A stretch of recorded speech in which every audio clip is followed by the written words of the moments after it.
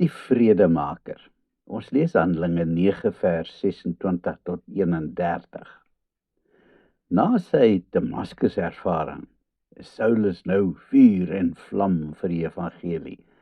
Hy wil nou gaan regmaak waar hy oral verbrou het. En terselfdertyd wil hy daardie wonderlike evangelie wat hy so pas ontdek het, met elkeen deel wat hy teekom. Hierdie ou insidentjie in Damaskus toe die Jode hom verwerp het en wou vermoor, rol soos water van 'n eend se rug af.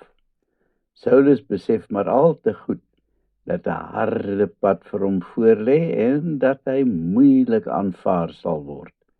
Dus vertrek hy na Arabië om daar alles te gaan oordink en tyd saam met God deur te bring.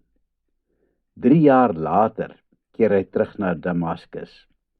Hy is oortuig daarvan dat hy nou aanvaar sal word. Dit borrel in Saulus wanneer hy uiteindelik vertrek na Jerusalem. Hy het maar baie las van sy oë van daai dag af toe God se lig hom verblind het, maar dit is sommer 'n ou kleinigheidjie. In sy gemoed sien hy al hoe dat die gelowiges hom met oop arms ontvang in Jerusalem. Hulle sal so bly wees as hulle my sien en besef dat ek verander het. Hy gaan soek die gelowiges op waar hulle in die geheim bymekaar kom. Met 'n glimlag wat dreig om reg rondom te gaan, stap hy die vertrek binne. Groot oog en vervul met vrees staar die handjievol gelowiges hom aan. "Shalom, ek is Saulus," groet hy opgewonde. Maar al wat Saulus tot sy grootste frustrasie kry is totale afsydigheid. "Hy's hier met 'n slim slenter om ons tronk toe te sleep," fluister hulle vir mekaar, en een vir een verdwyn hulle totdat Saulus stoksiel alleen in die vertrek oorbly. "Here, wat gaan aan? Ek tog dan..." Saulus is verslae. Niemand wil hom vertrou nie. Ja, hy kan hulle sekerlik nie kwaadlik neem nie, maar hy het dan vir hulle gesê dat hy nou een van hulle is.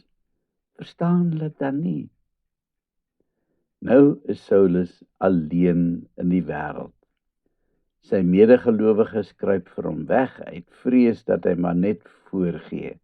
En sy eertydse fariseer vriende durf hy nie eers nader nie, want hulle sal hom verseker doodmaak na sy verraderlike oorstap na die sogenaamde vyand. Saulus wil huil van frustrasie. "Here, wat moet ek doen?" huil hy. En dan gebeur Barnabas. Liewe ou Barnabas, daardie aand het die gelowiges soos gewoonlik weer onder die grootste geheimhouding bymekaar gekom. Maar die atmosfeer was maar stroef. Die gesprek het oor een ding gegaan: Saulus. Daardie slinkse heksejagter wat nou met 'n splinternuwe taktiek gekom het om die gelowiges uit te roei.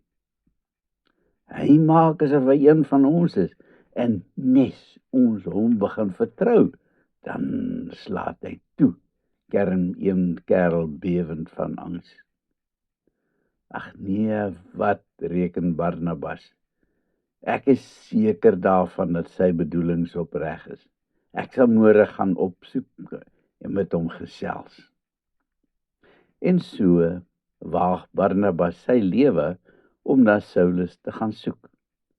Saulus val amper van sy stoel af toe hierdie bebaarde reus by sy kamertjie instap. Vriendelikheid straal en liefde straal uit die man uit as hy vir Saulus groet. "Ek hoor jy nou een van ons is dit regtig waar?" Dan vertel Saulus hom van sy Damaskus ervaring. Hy hou sommer dadelik van hierdie opregte man met die innemende geaardheid. Met hom sal hy 'n lang pad kan saamstap. Min het Saulus geweet hoe lank die pad vorentoe sou wees, wat hulle letterlik sou saamstap. Maar nou is almal bang vir my. Niemand wil my aanvaar in die kerm, Saulus. Toe maar, laat dit aan my oor, stel Barnabas hom gerus. Daai selfde aand nog gaan stel Barnabas vir Saulus voor aan die apostels. Hy verduidelik aan hulle wat daar in Damaskus met Saulus gebeur het, en hoe dat hy selfs daar in Damaskus openlik gepreek het oor Jesus. Die manne verstaan, en dan neem hulle hom saam met hulle na die byeenkoms van die gelowiges, en stel die splinternuwe Saulus aan hulle voor. En skielik loop Saulus nou weer oor van selfvertroue.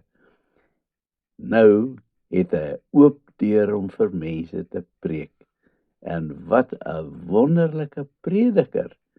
Want nie alleen is hy nou 'n gelowige nie, maar hy het boonop kennis van die skrifte wat van onskatbare waarde is. Almal hang aan sy lippe. Dan nooi Petrus vir Saulus uit om by hom tuis te gaan, en vir die volgende 2 weke bly Saulus by die ou rots van die kerk. Saulus begin wonder oor die Grieksprekende Jode, wat nog nie met Jesus kennis gemaak het nie, en hy besluit dat dit dalk 'n goeie idee sal wees om met hulle te gaan gesels. Hy verduidelik en redeneer, maar dan tref die ongeluk. Die kerkleiers kom hiervan te hore en hulle is woedend. Ons moet van hom ontslaa raak, tier die hoëpriester. Die vermetelheid om nog daai dwaalleer te kom staan en verkondig, en dan maak hulle planne om hom te vermoor. Hy moet uit die weg geruim word. Vir die 2de keer in 3 jaar moet Saulus vlug vir sy lewe. Sy medegelowiges help hom om tot by Caesarea te kom, waarvandaan hy vertrek na sy geboortestad Tarsus. Dit kos dikwels net een enkele vredemaker om mense met mekaar te versoen. Iemand soos Barnabas. Jesus het in Matteus 5 gesê, geseënd is die vredemakers. Kan dit van jou gesê word dat jy 'n vredemaker is? Vir Saulus het dit wonderlike deure oopgemaak. Deur 'n vredemaker te wees, kan jy dalk ook wonderlike deure oopmaak. Kom ons bid. Here, ek wil u vredemaker wees. Ek wil graag nie alleen mense met mekaar versoen nie, maar ook mense met u versoen. Amen.